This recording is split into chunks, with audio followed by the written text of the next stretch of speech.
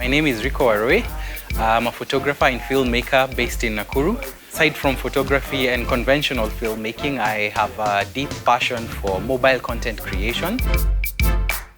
So we cannot discount the importance of mobile content creation.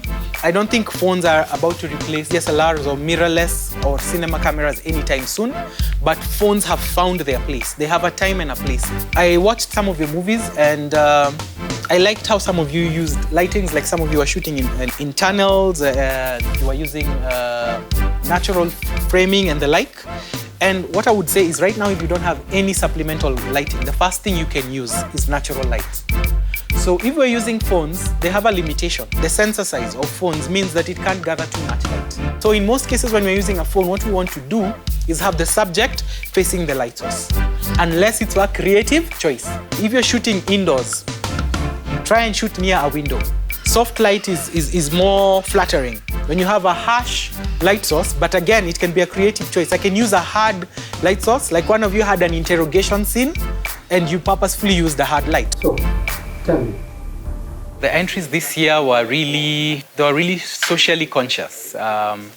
They were relevant to topical issues that are often not given enough attention.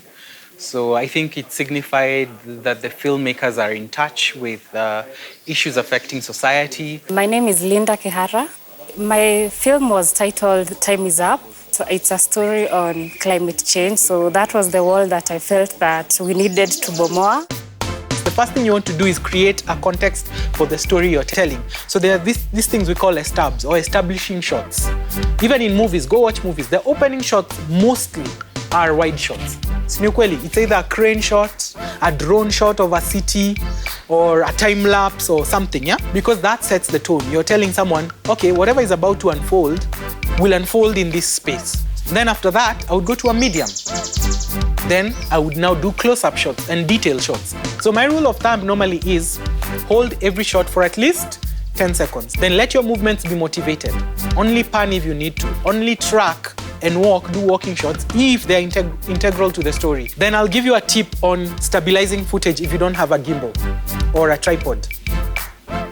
If you're holding your phone, most people will film like this. You move your hands. Don't move your hands. Move your waist. And trust me, you will see a huge difference. Because your hands shake a lot. When you're out here, they shake a lot. And most people do that. Have you seen a difference? Yeah, so tuck, move with your waist. Then as far as composition goes, I'll also talk about aspect ratio. Aspect ratio means what? Either you're shooting vertical or horizontal, or if you're shooting horizontal, are you shooting 16:9, 21:9, 1:1? So aspect ratio, the first rule, please don't mix.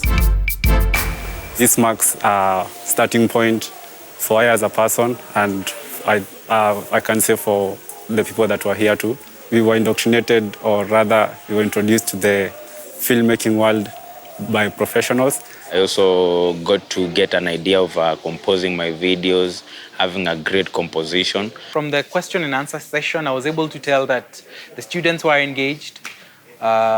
They got to learn a lot of new things. They were challenged, and I think their minds were broadened. And I think they leave here now with a greater passion for content creation.